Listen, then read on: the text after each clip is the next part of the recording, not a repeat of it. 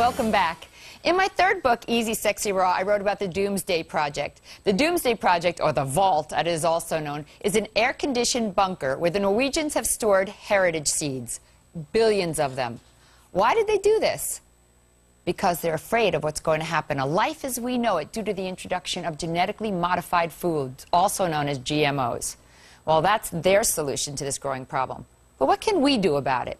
I didn't know, so I turned to my friend Max Goldberg for answers. Hi, Max. Thanks for being here. Great to be here. So, what is a GMO? What is a genetically modified food? GMO stands for genetically modified organism. Basically what it is food made in a laboratory. Until the last 20 or 30 years, this is food that has never existed before in humanity. So it's made in a laboratory, and more often than not, they're inserting viruses or bacteria into these plants. Why do they do that? They do that because GMOs were designed to sell more chemicals. So when they spray chemicals on the plants, they don't want it to kill the plants. They want it to kill everything around it, whether it's weeds or pests. And that's why GMOs were designed. So basically, genetically modified organisms are bug resistant.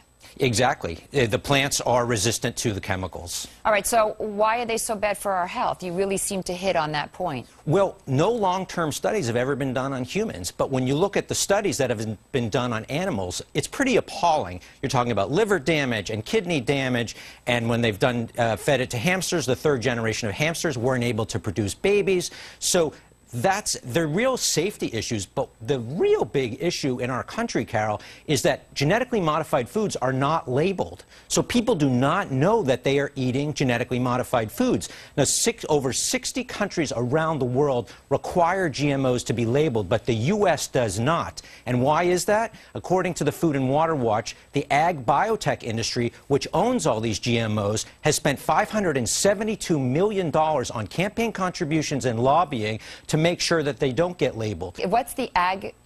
The agriculture biotech industry. Right. What is that? So these are the companies that design these genetically modified foods, but these are the companies that also sell the farmers the chemicals. So they're not only just selling them the seeds. They're selling them the chemicals that go along with it. Exactly.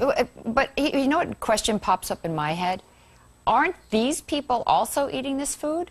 Well, it's a really good question. I don't know if they're eating it or not. I would doubt that they're eating it, but they'll tell you they may be eating it. I'm not sure what they're eating, but you know and I know that people who really care about our health, we're not eating them. And so the mass population is being fed these foods, but they're not being informed that they're eating these foods. Wow, this is heavy. So we've got this genetically modified organism that is not real food because it's made in a petri dish, that is being sold all over the world, that is coming onto the market, and they're not being labeled. They're not. So we don't even know whether we're eating them or not. Exactly. I am seeing some things that come up, like my popcorn said on it, no GMOs. So some are labeling it when there's not genetically modified organisms in it. What can we do to get them to label, to let us know what we're eating? Well, there are movements in approximately 25 states right now. The biggest one was last year in California, but the opposition, who did not want GMOs to be labeled, spent close to $50 million to defeat this measure. And the one going on right now is in Washington State. They're spending about $20 million to defeat this measure. Why are these companies spending so much money to not disclose what's in their products? Especially since 90% of the people in the country actually want these labeled. Exactly. Polls consistently show that more than 90% of the people want GMOs labeled. And here's the craziest thing.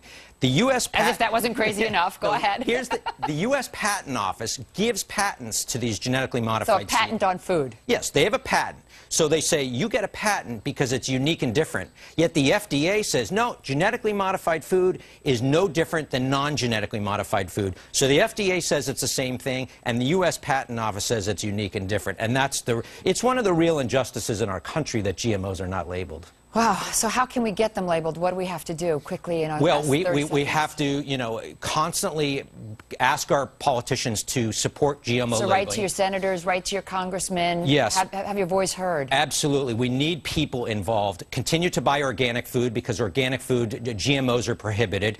Buy non-GMO products. And really, people need to be involved because if we don't have our voices heard, nothing's going to change. Max, thank you so much for coming on and pointing out this important problem that's happening. I really appreciate it. Thanks for having me.